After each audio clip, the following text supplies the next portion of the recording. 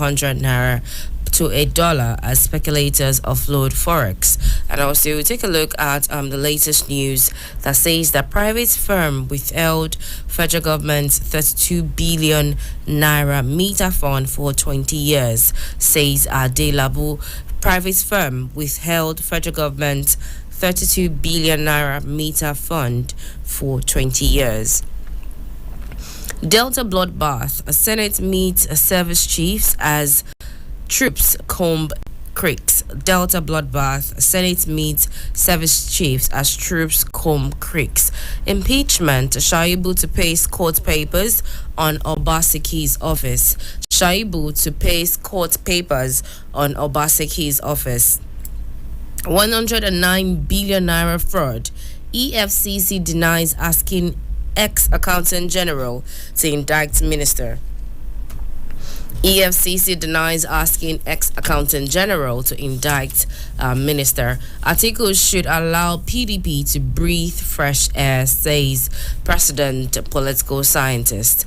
Articles should allow PDP to breathe fresh air, president and political scientist. And also on the top news of the Punch newspaper this morning, but see here, the National Assembly passes student loan bill, proposes jail for defaulters. National Assembly passes student loan bill, proposes jail for defaulters. Tinubu places 3-month ban on foreign trips for ministers and others.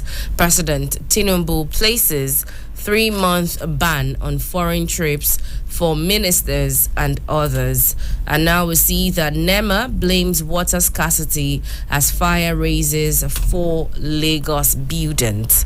NEMA blames water scarcity as fire raises for Lagos buildings. And we'd also see that Tinubu pushes 60 million naira annual pay for Supreme Court justices.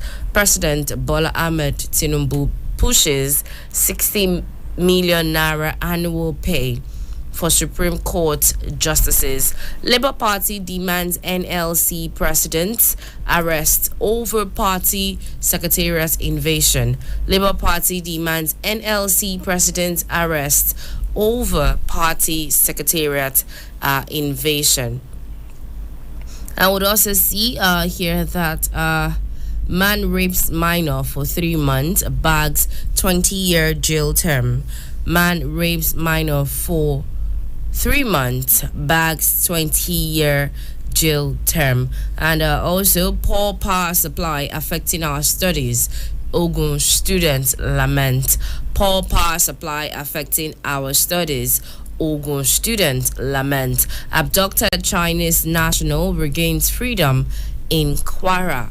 Abducted Chinese national regains freedom in Kwara. And now taking a look at Daily Trust, the cover page says Mamush should be punished if found guilty, says Gumi. Sheikh Ahmed Gumi, renowned Islamic cleric, has said Malam Tukar Mamu, Kaduna-based publisher, should be punished if found guilty of terrorism charges. You find that on the cover page of Daily Trust newspaper. And also, reps raise CJN's monthly pay to 5.3 million naira. Supreme Court justices 4.2 million naira. Reps raise Chief Justice of Nigeria's monthly pay to 5.3 million naira. Supreme Court justices 4.2 million naira. Controversy trails leaked list of terrorist financiers. Controversy trails leaked list of terrorist financiers. And I would also see that Senate passes NYSC Trust Fund Bill. Senate passes NYSC Trust Fund Bill. Borno expands drip irrigation for food sufficiency export. Borno expands drip irrigation for food sufficiency exports. CBN says a fertilizer donation, not direct intervention. Fertilizer donation, not direct intervention. And see here as well that Army deploys 157 troops. Pardon me for that break in transmission, but then Army deploys 157 troops for peacekeeping mission in South Sudan. Army deploys 157 troops for peacekeeping mission in Sudan. Killing of soldiers, communities volatile, says Delta Commissioner of Police. Killing of soldiers, communities volatile, says Delta CP. And also would find here on Daily Trust newspaper that varsity union strike, exams stalled in BUK, lectures disrupted in others. Varsities union strikes, exams stalled in BUK, lectures disrupted in others. And it says here that the ongoing warning strike embarked on by the Senior Staff Association of Nigerian Universities and the non-academic staff union has continued to cause significant disruptions to academic activities in many universities across the country. The unions on Monday commenced a 7-day strike to press home their demands, which includes a payment of withheld salaries and renegotiation of the 2009 agreements. The two unions berated the federal government for paying withheld salaries to the Academic Staff Union of Universities, that is ASU, while neglecting the non-academic unions. And all the university unions that embarked on an 8-month strike in 2022 to press home some of their demands, including a better welfare package. And former President Muhammadu Buhari then invoked a no work, no pay policy against the unions, but President Bola Tinubu last October approved the release of 4 of the 8-month withheld salaries. You can find the story on Daily Trust newspaper. It also says here that Undo 2024, INEC threatens no accreditation for CSOs without report. INEC threatens no accreditation for CSOs without report. And lastly, we'll see here the cabinet shake-up. Soludo set to axe underperforming officials. Soludo set to axe underperforming officials. We'll move on quickly to this day. It says here on the cover page of this day, CBN says we have settled all valid forex backlog. CBN, we have settled all valid forex backlogs, and it comes with a rider that says declares all encumbrances to market confidence. Nigeria's ability to meet its obligations now totally behind us. Another rider says Naira makes significant gains, reaching 1,490 at a dollar at parallel market. NAFEM closes at 1,496. And we'll move on to the next story here on this day. It says President Tinubu slain army officers, soldiers will be given befitting burial, national honors. Slain army officers, soldiers will be given befitting burial, national honors. NNPC says processes for public ownership of its shares to begin soon. NNPC says processes for public ownership of its shares to begin soon. And I would also see that House approves 2.177 trillion supplementary budget extension.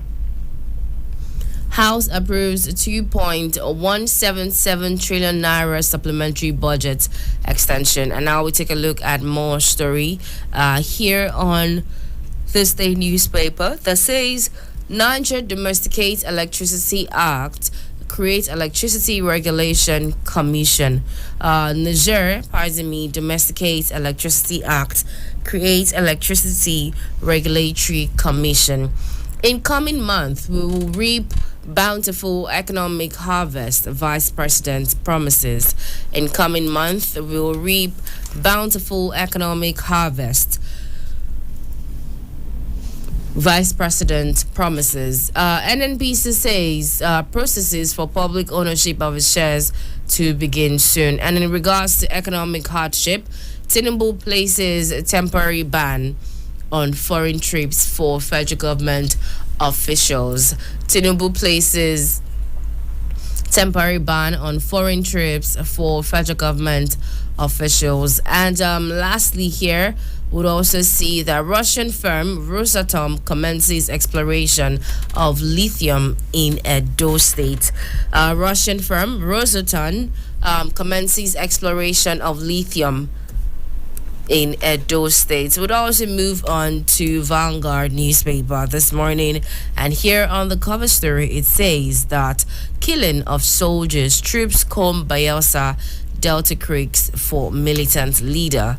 Troops comb Bayelsa Delta Creeks for militant leader. It says here that troops of the Nigerian army yesterday continued the manhunt for the fleeing militant leader, names withheld, and his gang members suspected of having carried out the killing of 17 soldiers last Thursday at Okwama community in Ugeli South local government area of Delta State, combing creeks and hideouts across Delta and Bayelsa states. And now, in regards to hardship, it says here that palliatives not reaching Nigerians. Catholic Church tells federal government. Hardship, palliatives not reaching Nigerians. Catholic Church tells the federal government. President Tinubu also says here that he vows national honors befitting burial for slain soldiers. Moving on to the next, it says here Ramadan 11, do not overeat during Sahur Iftar. Ramadan 11, don't overeat during Sahur Iftar. And when bandits desecrated kingship title in Yoruba land. When bandits desecrated kingship title in Yoruba land. Next year, we would also see that NLC Labour Party locked in supremacy battle. NLC Labour Party locked in supremacy battle. And would also see the next story says 2 killed, many missing, yam barns raised as herders attack Otukpo. 2 killed, many missing, yam barns raised as herders attack Otukpo. We see here that NBS says fuel price rises by 157.57% to 679 naira per liter. And also move on to the next story that says CBN's MPC members worry over impact of energy cost on manufacturers. CBN's MPC members worry over impact of energy cost on manufacturers. And lastly, 3 years after we have reduced congestion, improved terminal efficiency. 3 years after we have reduced congestion, improved terminal efficiency, and this was said by TTP. Would also see here that INEC says we will no longer accredit observer groups that don't submit reports. INEC says we will no longer accredit observer groups that do not submit reports. You find that on Vanguard newspaper. And quickly, let's move on to Leadership newspaper for today. It says here on the cover page of Leadership newspaper that Post-Petroleum Industry Act operators exploiting gaps to under-declare crude output. Post-Petroleum Industry Act operators exploiting gaps to under-declare crude output. Nigeria will deploy huge gas reserves for industrialization, says NNPCL. Nigeria will deploy huge gas reserves for industrialization, says NNPCL. Customs generate 28.9 billion naira. Intercept live ammunition from Lagos Airport.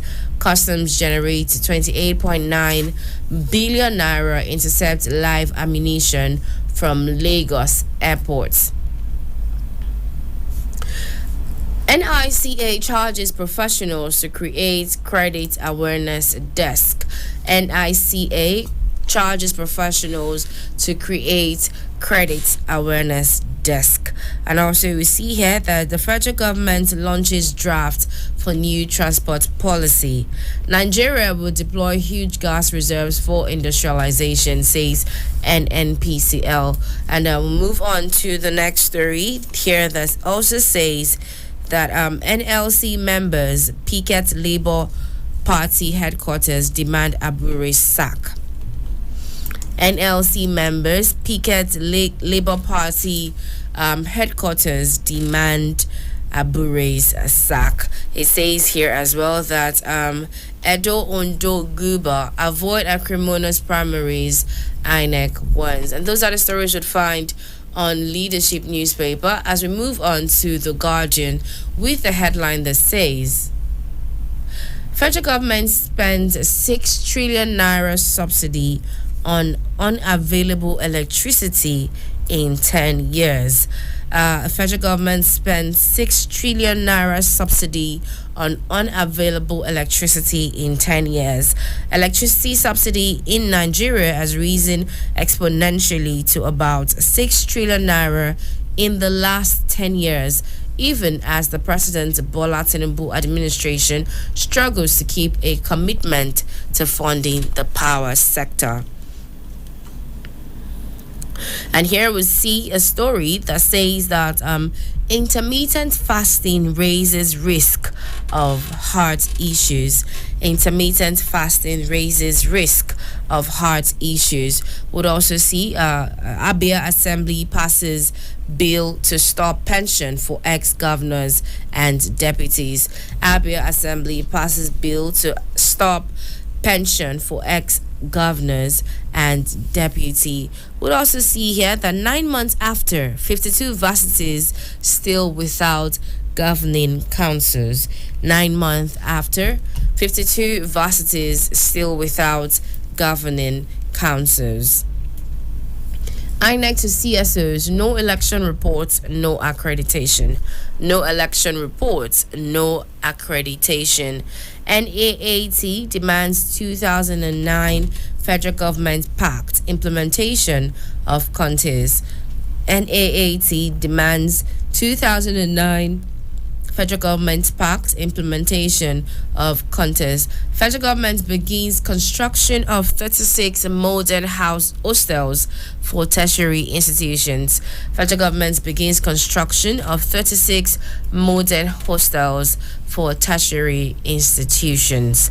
Police arrest kidnappers of Chinese national in Kwara. Police arrest kidnappers of Chinese national in Kwara State.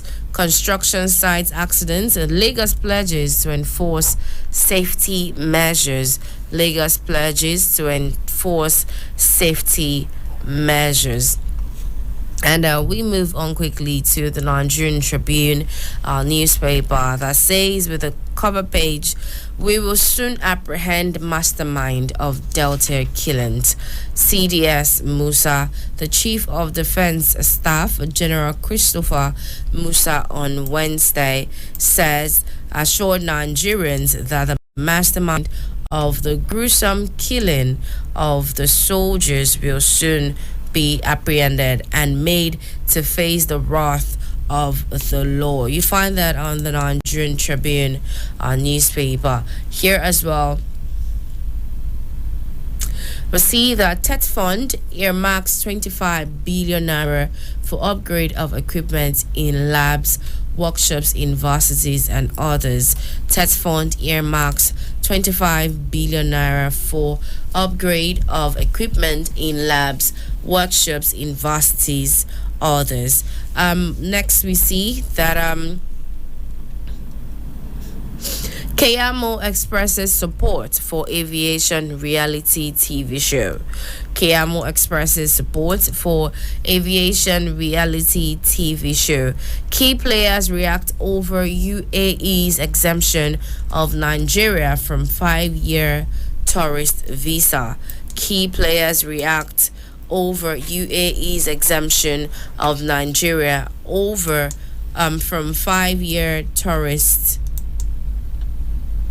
pardon me for that one, for 5-year tourist plan. And then we move on to the Nation newspaper with the cover story that reads CBN clears all $7 billion forex backlog.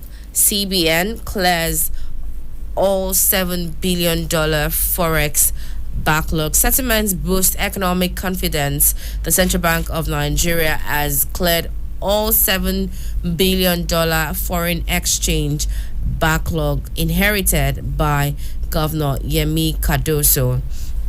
And then we move on to the next that says public funded foreign trips on hold for 3 months. Public funded foreign trips on hold for 3 months. And it says here with a rider, don't distract ministers from oversized invitations. President cautions lawmakers. Don't distract ministers with oversized invitations. President cautions lawmakers. Would also see here that reworked student loan law ready for Tinubu's assent. Reworked student loan law ready for President Tinubu's assent. Would also see the mass abduction. Governor Sani worried over rising number of informants. Mass abduction. Governor Sani worried over rising number of informants. And Ajaero says no political motive. Ajaero says no political motive. And this was in relation to buffeted with criticism and accusation of nursing presidential ambition in 2027. NLC President Joe Ajaero last night defended his integrity. He denied any political interest, saying his intervention in the Labour Party is in the interest of the party. Ajaero, who interacted with our reporter over the allegations, said, I have no ambition. I am only trying to finish what my predecessors started. And you find that story on the Nation newspaper. We would also move on to more story here that says House bill raises service conditions for judges and others. House bill raises service conditions for judges and others. I would also see that Labour Party sinks deeper into crisis. Labour Party sinks deeper into crisis. And so far so good. These are some of the stories to look at this morning, and we do believe that our listeners are listening right there. The Super Citizen listeners are obviously listening and ready for the analysis, and we'll have to go on a very quick break, and at the half-hour mark we'll be back here to run through most of the headlines, the stories, and check the event properly. And also would implore that our listeners to call in on 0903 2229797 0903 2229797, or you can call on 0818 222205 0818 2222205. Do stay tuned. We'll be right back with more stories right here on Citizen 93.7 FM.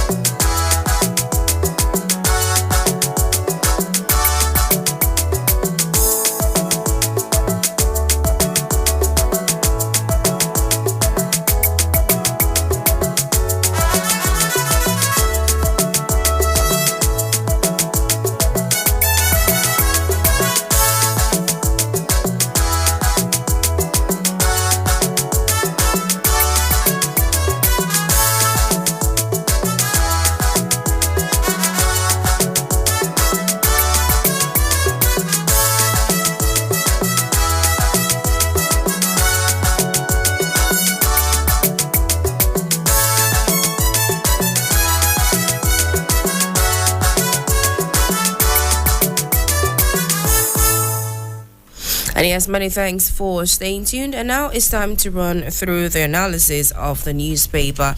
Basically, properly review the papers. And like I stated earlier, but in case you're just joining us this morning, I am joined by our guest analyst, Mr. Abdulwaris Sholanke. And he'll be analyzing the papers alongside myself this morning. Good morning once again, sir. It's a beautiful morning to all super citizens of Nigeria listening to us on Citizen 93.7 FM from Abuja. All right, thank you very much, Mr. Abdulwaris. And now to reiterate once again, it's important that our super citizen listeners call in to air their own opinion as well. Let us know what you think about most of the stories that we'll be looking at. The number to call is 0903 2229797 0903 2229797 or 0818 2222205 0818 2222205. And now we're going to kickstart this morning's review with a story on the Punch newspaper that says private firm withheld federal government 32 billion naira meter fund for 20 years, says Adelabu. The Minister of Power, Adebayo Adelabu, has explained how a private company reportedly held on to 32 billion naira paid into its account in 2003 for the supply of 3 million prepaid meters. And according to a statement by the minister's special advisor, strategic communications and media relations, Bolaji Tunji, on Wednesday, the federal government had entered a tripartite agreement with Messrs. Ziklages as Network Limited and Unistar International in 2003 for the supply of 3 million meters to distribution companies in the country within 3 years. And the statement indicated that to kickstart the project, a revolving metering loan of 32 billion naira was released to Messrs. Ziklages. And then again, it has withheld the 32 billion naira meter fund for 20 years, says Adela. But now over to our guest analyst. What do you make of this particular story? Well, it is, let me call it the height of absurdity. It is the height of impunity. For 20 years, 32 billion naira is not a small fund. And you can see the cry, the agony of Nigerians about access to meter. And for 20 years, government released 20 billion naira to a private company. This is what has been going on in not just even in electricity. Look at various sectors of our national life. Government is going to provide certain incentives, make certain provision. People will hold on to that money.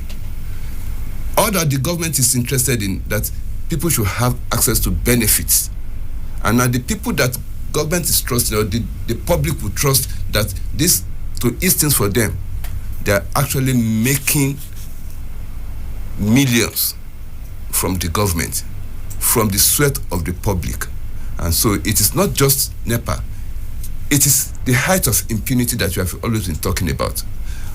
Not just impunity, it is also about monitoring, evaluating performance of people or institutions that the nation entrusts with certain services. So what has happened over these past 20 years? That this company, that the government gave 20 billion naira to procure millions of meters for people for metering of public homes, companies, so that people can know what they are spending, what they are spending on electricity supply. That is, and people are crying. It also encouraged people to be bribing officials in order to have access to meters. So it's a whole hog that this company must not go free. Okay, sorry, Mr. Abdulwaris. Before you go on with your points, let's take a very quick call from one of our callers this morning and hear what they have to say. Hello, good morning. Okay, unfortunately, I did miss that call. Please do try as much as possible to call back again. The number is 0903 2229797. 0903 Okay, hello, good morning. Hello, good morning. What's your name and where are you calling from? Good morning, good morning. My name is Sanko. Hello? Hello? Yes, I can hear you. Good morning. Yeah, it's very simple. My name is Sanko. I'm very simple. You have to understand that, somebody that embezzles money in any country is more than even a number. Because you keep the life of people suffer because of one person. In China, in China, if you embezzle money, they will kill you. They will kill you. You will not be alive because now you use this money to when they die, their children will use this money, and when they want to go to the toilet, they have escort. If they want to go and fast, they have escort. So they should make a kind of a law. If you embezzle government money, we should be killed.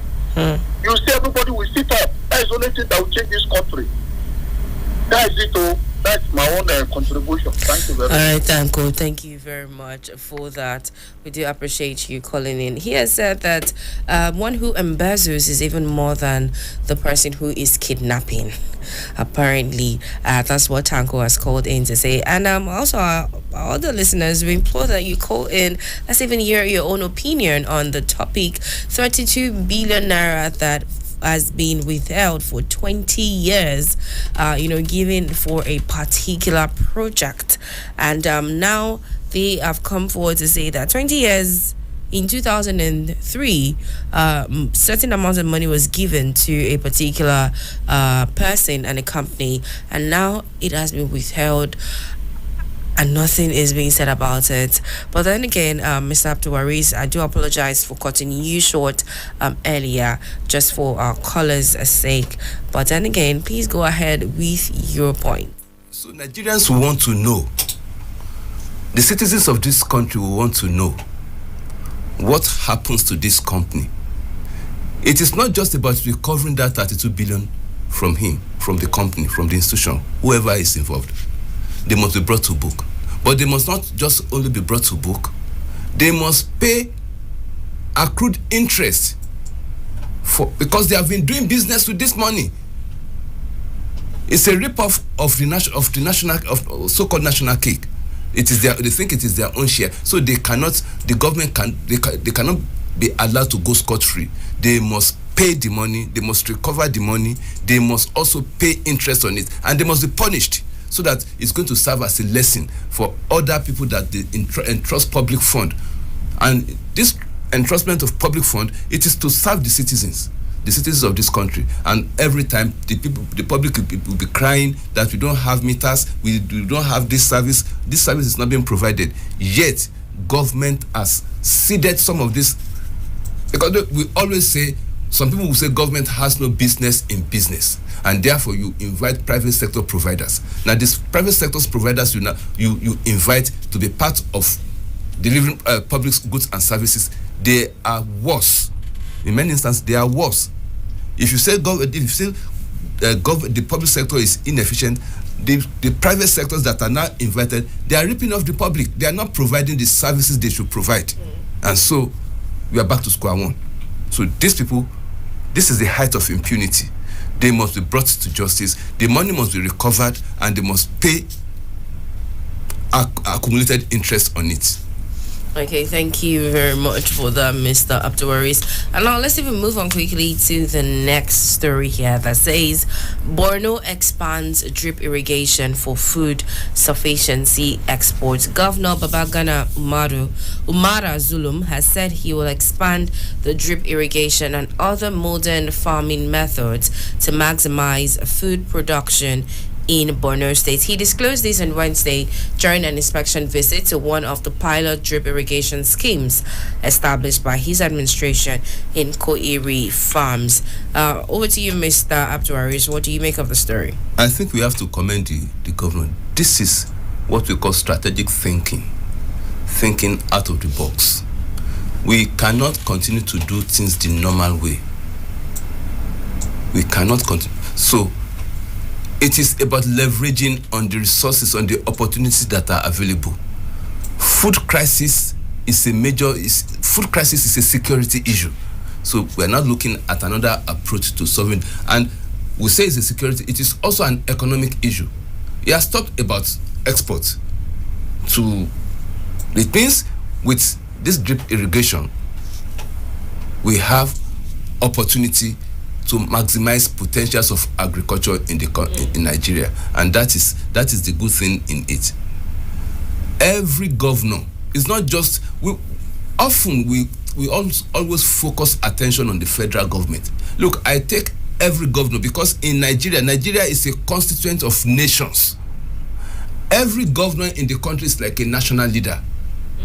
So every governor should think of solving the problem of the country at the micro level. So what the governor has said, or is the initiative that taken, is such that it is also addressing a national concern. It is addressing a national problem. It is trying to solve a problem that affects the nation. Because food, we know that there's huge potentials in agriculture for us in this country. And if there's a huge potential for agriculture in this country, it is also something that we can derive the maximum comparative advantage in terms of agricultural production. And if this can be exported, it is addressing a crucial economic issue in the country. So it is going to increase our revenue. It is also going to increase our visibility in global politics. Nigeria as a net exporter of food, and that is a plus for our economy. So it is not just solving food crisis locally; it is also solving the national economic challenge. We want more revenue, and so if we can derive more revenue from agriculture, the issue of dependence on oil, because we have always been saying we should diversify, and the easiest economic venture that Nigerians can actually diversify into is agriculture. Agriculture has variance, is so diverse, not just including animal husbandry, including poultry. Just think of it. So every governor should take himself as a national leader. It's not just the governor of a state. Whatever he's doing, he knows is addressing a fundamental issue in the larger problems of Nigeria. Okay, thank you very much, Mr. Abdularis. Let's take this quick call before we move on. Good morning once again. This Tanko Mohammed. I'm back again. Okay. I listened to what Oga is saying about agriculture, but let's call a space a space. Today, the security is not there. We talk about the highest land mine in this country, the Niger State. If you go to Niger State today, the present governor is being spent. The people that are farming in the rural area, they have to run back to the city. Now, who are the people to farm? Now, because the bandits occupy those cities. Please, the only thing that will help this country, we should forget about agriculture for now. The bandits, they should go back to where they come from. You see, sometimes they will be talking about human rights. When the Palestinians attack Israel, today, there's no more Palestine again in that area. Nobody talk about human rights, though. But in Nigeria, when somebody goes, or you go for human rights, we should not ourselves. The white man is even up. And because we have the interest, we cannot use our brain. How can you farm when you are not secure? So that farming issue in Nigeria is no longer working again until those people involved in all these bandits that bring women, they to bring them to book. Those who are kidnapping people, if they get them, they should fire them. By the time they execute them, other people want to put their hand on all those dirty things. Everybody stop. Mr. President is trying. It's not easy. It's not easy to be in that household or in that villa. It's not easy. Even you people are doing all this, giving us some information. Not everybody wants to in that thing. But by the prayer to overcome your enemy. Thank you very much. Okay, thank you very much, Mr. Saliu Tanko, for your time. And now we head back to the paper reviews this morning. We'll take a look at this story on Vanguard newspaper. We're talking about hardship. It says here that palliatives not reaching Nigerians. Catholic Church tells the federal government palliatives not reaching Nigerians. Catholic Church yesterday tasked the federal government to subsidize food items and stop giving palliatives to a few individuals for selfish ends. The church made the call through Archbishop Gabriel Leki Abeguri, Catholic Archdiocese of Ibadan, when speaking with newsmen at the Justice, Development and Peace Commission in Ibadan. According to the cleric, instead of giving palliatives to a few people who will convert them to private use, it would be better if the government subsidizes the costly food items in the markets and make them affordable for the masses. And now, Mr. Abdulwaris, what do you think? I think we really have to commend the Catholic bishops. You see, one thing about policy making, policy implementation is that it is everybody's business, because you have a role to play in monitoring implementation of policies. The public have a role because because in fact, in the process of implementing certain policies, some public officials do compromise the process. You understand? So if we have people speaking out to evaluate the policy, to monitor the policy implementation, is going to sensitize the government to what is doing right, what the government is doing what the government is not doing enough, and what alternative paths the government has to take. Because in the process, when it is at the stage of implementation that you get to understand the dynamics, the issues, the concerns, whether the policies is addressing the problems that they are supposed to address. So if the citizens that are supposed to benefit from the palliatives are not now getting the benefit, what the bishop is saying, look at an alternative policy, that the benefit of a policy. The reason for palliatives is to address access or to address people's concerns, that people should give something that, but if the people that are supposed to benefit from it are not getting the benefit, it means you have to also think out of the box and look at the alternative paths that people can get the benefit. The bottom line is the government has a responsibility to address public concerns in terms of what services, what goods, what amenities, what infrastructure must reach them. And so if it is not reaching them as they are supposed to reach them, if they are not benefit, then the government must listen or must go back and rethink the policy that it is doing. If a policy is not addressing a problem, you look at the alternative path. So if people are concerned that those who are compromising a policy program or a policy delivery or an initiative, if there are compromises, where are the compromises coming from? Who are responsible for the compromises? What can be done to arrest the compromises? You understand? Because really, implementing policy is not a joke. You have a beautiful, laudable, beautiful idea on the table. You have done the necessary research. You have done that. These are the cost benefit analysis. And when you now get to the field, you meet a different ball game. It's a different ball game totally. As you begin implementation, some people are already puncturing the hole into the balloon. You understand? So the government should be sensitive when it is introducing a policy measure What are the likely compromises? Where is it coming from? So let us commend the archbishop, the bishops, the Catholic bishops, for their interest in the policy of the government.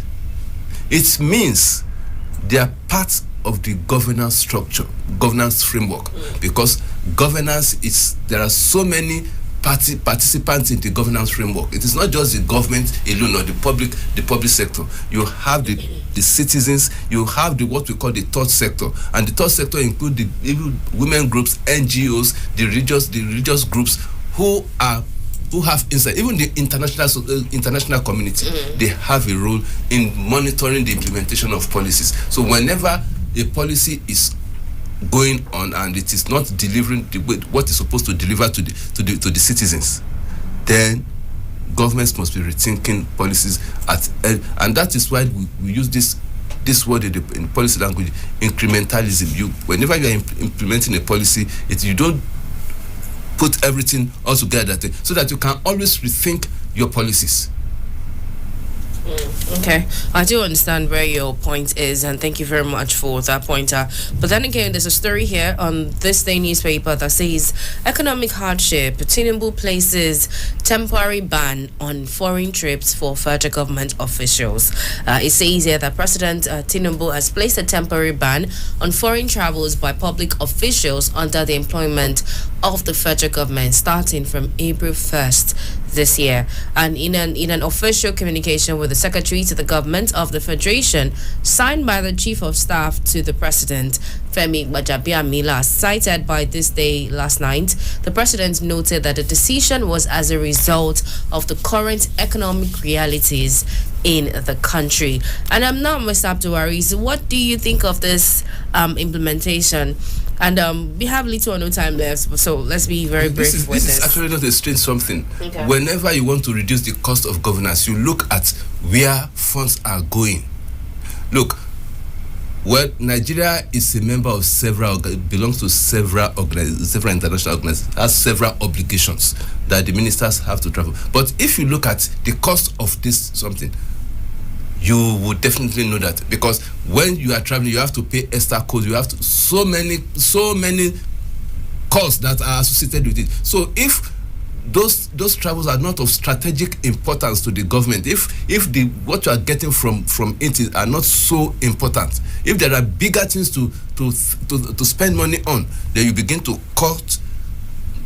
That is an area of where you cost saving measure for the government, and it's just for 3 months. It's not a lifelong something. So at least government will be able to save enough money because usually when the minister is traveling, he has to go with a coterie of officials, and that's enormous. The cost that goes with public officials traveling, in terms of extra code, in terms of flight, in terms of, so enormous. But there can be exception.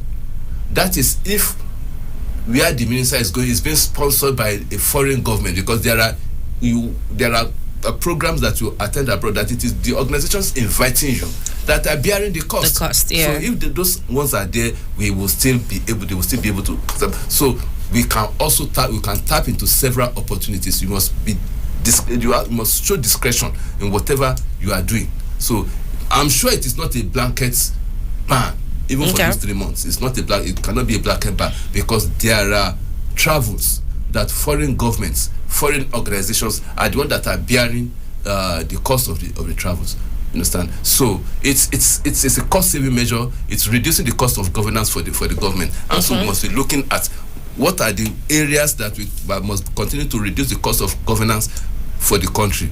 At the end of the day, it's savings for the nation. It's also it trickles down to the citizen, because those costs that will be saved, those costs that will be saved is going to be used for delivering of other services to the citizens of this country.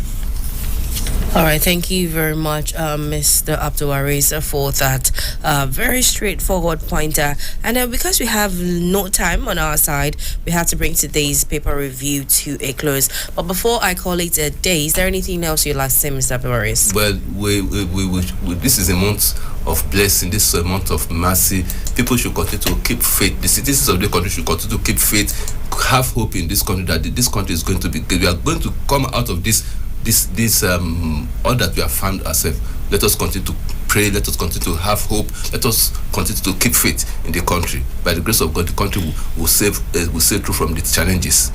Amen. Thank you very much for that one as well. Thank you, Super Citizen listeners, for staying tuned, and also to Sally Hill Tanko. Thank you for calling in continuously to air your own opinion. It's important that we hear from our listeners, not just we talking, but you as well coming in and calling in to contribute your quota, not just our own perceptions, but yours as well. It is the newspaper review here on Citizen 93.7 FM. We do say have a beautiful day. My name is Shaun Smith, and once again, thank you very much, Mr. Abdul Waris Solanke, for being here. Good morning to Nigerian citizens. And good morning to everyone listening. Have a beautiful day.